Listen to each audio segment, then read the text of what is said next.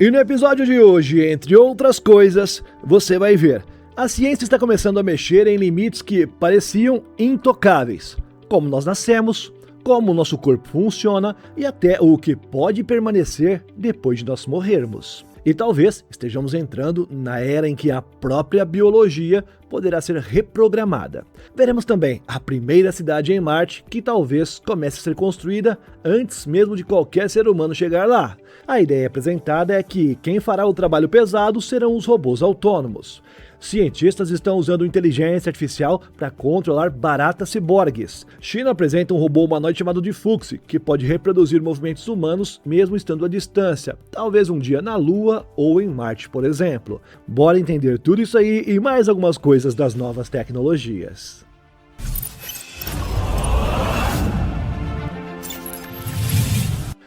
Olá, impressionado e impressionada! Eu sou o Carlos Alves e você está no Realidade Impressionante. Durante praticamente toda a história da humanidade, existiram limites que pareciam absolutamente inquestionáveis, não é? Ninguém escolhia quando nascer, quem poderia ter filhos, como tratar doenças extremamente complexas ou até o que aconteceria depois da nossa morte. Essas barreiras sempre foram consideradas partes das regras da própria natureza, mas uma nova geração de tecnologias está começando agora a desafiar cada uma dessas coisas. Inteligência artificial, bioengenharia e modelos digitais do nosso corpo já estão convergindo para transformar processos biológicos em sistemas que podem sim ser simulados, analisados e até reprogramados. Hoje, no Realidade Impressionante, nós vamos entender, entre outras coisas, claro, por que alguns pesquisadores acreditam que nós estamos entrando em uma nova era. A era em que a biologia natural deixará de ser um destino e se tornará uma tecnologia para ser modificada e usada ao bel prazer. Talvez uma das mudanças mais profundas já esteja acontecendo justamente na origem da vida. A reprogramação humana sempre dependeu de um conjunto muito específico de células produzidas naturalmente pelo nosso organismo. Agora, pesquisadores trabalham em uma técnica conhecida como gametogênese in vitro, ou simplesmente IVG. Essa aí busca produzir óvulos e espermatozoides em laboratório a partir de células comuns do próprio corpo humano, como células da pele ou do sangue, por exemplo.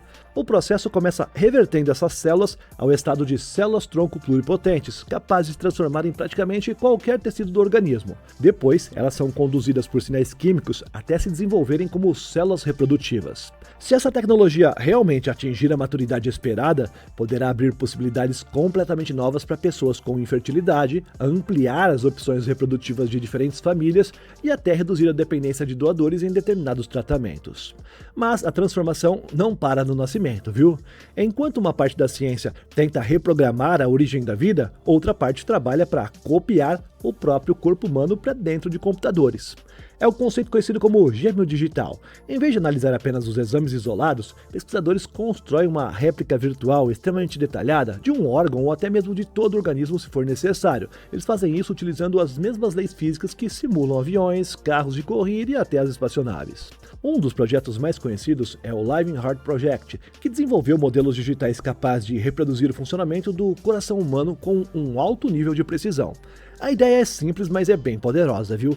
Antes de realizar uma cirurgia ou testar um tratamento num paciente real, os médicos podem experimentar diferentes abordagens primeiro nessa cópia digital. E isso reduz riscos, melhora o planejamento dos procedimentos e permite compreender situações extremamente complexas mesmo antes de entrar na sala de cirurgia. E talvez a fronteira mais surpreendente dessa convergência entre inteligência artificial e biologia esteja relacionada não ao corpo, mas à própria identidade humana. Pesquisadores também já investigam sistemas capazes de construir representações digitais do comportamento de uma pessoa ao longo da vida dela. Em vez de armazenar apenas as fotografias, filmagens ou mensagens que ela deixou, essas plataformas registram também padrões de linguagem, preferências, lembranças autorizadas segundo eles e suas formas de interação para poder criar modelos de inteligência artificial que preservam parte dessa maneira como aquele indivíduo pensava e também se comunicava. Uma espécie de registro digital que é capaz de organizar memórias e conhecimentos de uma forma contínua. A proposta não é substituir uma pessoa, mas sim preservar o seu legado intelectual e permitir que as futuras gerações tenham acesso às suas experiências de uma maneira muito mais interativa do que qualquer livro, vídeo ou até diário conseguiria oferecer. Quando essas tecnologias são observadas em conjunto, meus amigos, fica bem evidente que todas elas seguem a mesma direção. Ainda existem enormes desafios científicos, técnicos, éticos e também, claro, regulatórios, antes que muitas dessas tecnologias possam realmente fazer parte da nossa vida cotidiana. Mas uma coisa parece cada vez mais clara, viu? A próxima grande revolução talvez não aconteça apenas nos computadores ou nos robôs. Ela pode acontecer dentro da própria biologia humana. E a pergunta que fica é inevitável, não dá para não fazer para você. Até que ponto nós devemos usar a tecnologia para superar os limites que são naturais dessa nossa própria espécie? Me diz aqui nos comentários, estou aguardando sua resposta, tá bom? Existe uma etapa da vida que permaneceu praticamente inalterada até agora. Independentemente da época, da cultura ou do nível de desenvolvimento tecnológico, todo ser humano começou exatamente da mesma maneira, dentro de um útero. É esse o ambiente capaz de fornecer oxigênio, nutrientes, proteção imunológica e todas as condições necessárias para o desenvolvimento de uma nova vida. Pela primeira vez, os cientistas estão desenvolvendo tecnologias capazes de reproduzir algumas das funções mais complexas do útero biológico fora do corpo. Tá, vou deixar bem claro, ainda estamos longe de uma gestação completamente artificial, mas os avanços recentes mostram que aquilo que parecia impossível começa agora lentamente, mas já começa a sair da teoria e entrar nos laboratórios. O objetivo imediato não é substituir uma gravidez comum, é salvar vidas. Todos os anos, milhares de bebês extremamente prematuros nascem antes que os seus pulmões estejam preparados para funcionar. Para mantê-los vivos, a medicina depende de incubadoras e respiradores mecânicos. O problema é que, muitas vezes, justamente esse contato precoce com o ar pode provocar danos permanentes aos tecidos pulmonares. Foi tentando resolver esse desafio aí que os pesquisadores desenvolveram um sistema conhecido como Xtend. Em vez de colocar o bebê dentro de uma incubadora tradicional, ele permanece completamente submerso em um líquido bem semelhante ao líquido aminoático. O cordão umbilical continua ligado a um circuito externo e esse fornece oxigênio e os nutrientes de forma muito mais parecida com o que acontece durante uma gestação natural. E isso acontece, claro, sem que os pulmões precisem trabalhar antes da hora. Nos testes realizados até agora, principalmente com animais, os resultados mostraram que esse ambiente artificial pode permitir que fetos extremamente prematuros continuem amadurecendo durante semanas antes de enfrentar o mundo exterior. Enquanto isso, uma outra linha de pesquisa busca responder uma pergunta que é ainda mais fundamental. Como exatamente começa uma gravidez, a gestação? Como ela começa? Pesquisadores da Academia Chinesa de Ciências desenvolveram um útero em chip, ou seja, uma pequena plataforma tridimensional que é capaz de reproduzir parte do tecido endométrico humano. O objetivo inicial não é gerar um bebê em laboratório, tá? Pelo menos não por enquanto, não é? A proposta é observar, e em detalhes impossíveis de serem vistos dentro do corpo humano, como por exemplo um embrião se implantando na parede do útero durante os primeiros dias da gestação. Compreender esse processo pode ajudar a explicar os casos de infertilidade, aumentar as taxas de sucesso da fertilização in vitro e acelerar o desenvolvimento de novos tratamentos para casais que atualmente não conseguem ter filhos. Cada descoberta aproxima a ciência de compreender um dos processos mais complexos da biologia, e é justamente aí que começam as perguntas mais difíceis. Se um dia nós conseguirmos reproduzir todas as funções de um útero em laboratório, será que a gravidez continuará acontecendo apenas dentro do corpo humano? A tecnologia conhecida como ectogênese propõe exatamente essa possibilidade, permitir que parte ou, no futuro, talvez toda a gestação aconteça em um ambiente artificial completamente controlado. Hoje isso ainda não existe, tá? Deixando bem claro novamente. Nenhum ser humano, até onde nós sabemos, foi gestado integralmente dessa forma. Mas diversos grupos de pesquisa já trabalham nas etapas que tornam esse cenário cada vez menos distante. E, junto com os desafios tecnológicos, surgem questões que talvez sejam ainda maiores, viu? Quem seria considerado responsável por uma gestação realizada em laboratório? Como ficariam os conceitos de maternidade, paternidade e o nascimento? Até onde seria aceitável utilizar esse tipo de tecnologia? São perguntas que ainda não possuem respostas, mas talvez seja justamente esse aspecto aí o mais impressionante dessa revolução. Durante milhares de anos, a gravidez foi um processo exclusivamente biológico, e agora nós começamos a entender esse mecanismo em um nível tão profundo que algumas de suas etapas já podem ser reproduzidas artificialmente, viu? Pesquisadores da Universidade de Osaka, no Japão, e da Universidade de Diponegoro, na Indonésia, desenvolveram um sistema de inteligência artificial capaz de ajudar baratas ciborgues a navegar de forma mais eficiente por terrenos complexos. O projeto utiliza baratas sibiliantes de Madagascar, equipadas com pequenas mochilas eletrônicas contendo sensores e um sistema de IA. A tecnologia foi desenvolvida para resolver uma das limitações desses sistemas tradicionais de insetos ciborgues. Normalmente, esses animais são direcionados por meio de estímulos elétricos aplicados ao corpo. Esses estímulos podem fazer com que o inseto altere sua direção, permitindo que um sistema eletrônico controle parte dos seus movimentos. O problema é que controlar continuamente um animal dessa maneira aí nem sempre funciona bem quando ele encontra obstáculos ou terrenos irregulares. A nova abordagem permite que a própria inteligência artificial decida quando deve interferir nos movimentos da barata e quando deve permitir que o comportamento natural do inseto assuma o controle. Para isso, a mochila instalada sobre o animal utiliza sensores para analisar o terreno enquanto a barata está se movimentando. Essas informações são então processadas por uma rede neural do tipo Perceptron multicamadas. Essas aí são capazes de classificar o ambiente em 4 situações diferentes: terreno plano, subida, descida ou uma possível queda. Nos testes, o sistema conseguiu reconhecer essas condições com aproximadamente 92% de precisão. A identificação do terreno permite modificar automaticamente a maneira como os estímulos elétricos são utilizados. Quando a barata encontra um obstáculo que precisa escalar, por exemplo, o sistema reduz a intensidade do controle eletrônico. Isso permite que o próprio animal utilize o seu comportamento natural para superar o obstáculo. Nos experimentos, essa combinação reduziu hesitações e movimentos desnecessários, permitindo que os insetos atravessassem terrenos complexos de maneira muito mais rápida e eficiente. A equipe descreve a abordagem como uma forma de IA física biohíbrida. Eu sei que você pensou que esses insetos serão usados para espionagem ou coisas do tipo. Agora, você aí que está pensando alto, dá até para mim ouvir daqui que você está pensando, os seres humanos serão controlados por uma inteligência artificial um dia? Deixe abaixo seu comentário aqui que eu vou estar dando pelo menos um coraçãozinho aí de agradecimento, tá? Eu vou estar lendo todos, pode confiar. Pesquisadores chineses desenvolveram um novo chip inspirado no funcionamento do cérebro humano, capaz de reconstruir estruturas cerebrais complexas em menos de meio segundo. E em uma tarefa específica de mapeamento cerebral, o sistema chegou a apresentar desempenho até 478 vezes superior ao de uma GPU NVIDIA A100, uma das mais avançadas que nós temos até hoje. O chip foi desenvolvido por pesquisadores da Universidade de Pequim e da Academia Chinesa de Ciências, e os resultados foram publicados na revista científica Science. A tecnologia utiliza um processo de fabricação de 40 nanômetros, que foi criada para enfrentar um problema importante da neuroimagem moderna. O cérebro humano possui uma superfície extremamente complexa. Por exemplo, o córtex é formado por uma enorme quantidade de dobras, sulcos e estruturas que precisam ser reconstruídas digitalmente a partir de dados obtidos por exames. Esse processo exige uma quantidade considerável de cálculos.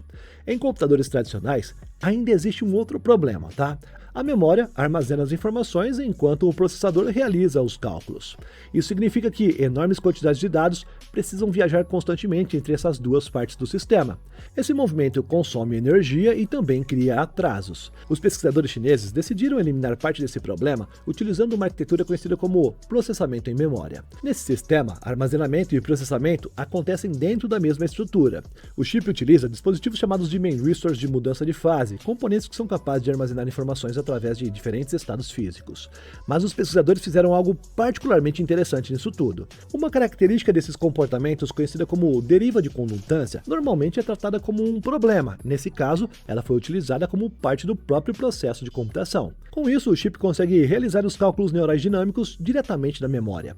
O resultado foi uma redução significativa no tempo necessário para poder processar todos esses dados. Nos testes apresentados pelos pesquisadores, o sistema conseguiu reconstruir a superfície cortical do cérebro humano em menos de 500 milissegundos. Dependendo da configuração utilizada, o desempenho ficou entre 50 e 478 vezes acima de um sistema baseado em NVIDIA A100 para essa tarefa específica aí. Isso não significa que o novo chip chinês seja centenas de vezes mais poderoso que uma A100 em qualquer aplicação, viu? A vantagem aparece justamente porque a sua arquitetura foi desenvolvida para executar esse tipo específico de processamento, que é do cérebro humano. E a empresa chinesa Landspace conseguiu pousar verticalmente, ou seja, fez dar ré, o primeiro estágio do seu foguete Zhurong 3, completando um dos principais testes necessários para transformar o veículo em um sistema de lançamento reutilizável. A missão também marcou a primeira recuperação em solo na China do primeiro estágio de um foguete de classe orbital utilizando pernas de pouso. O Zhurong 3V2 decolou na manhã de 19 de agosto do Dongfeng Commercial Space Innovation Pilot Zone, lá no nordeste da China. O foguete colocou o satélite Honghu 03 na órbita planejada antes de iniciar a sequência de recuperação do seu primeiro estágio. Depois da separação, o estádio realizou uma série de manobras para poder retornar à Terra.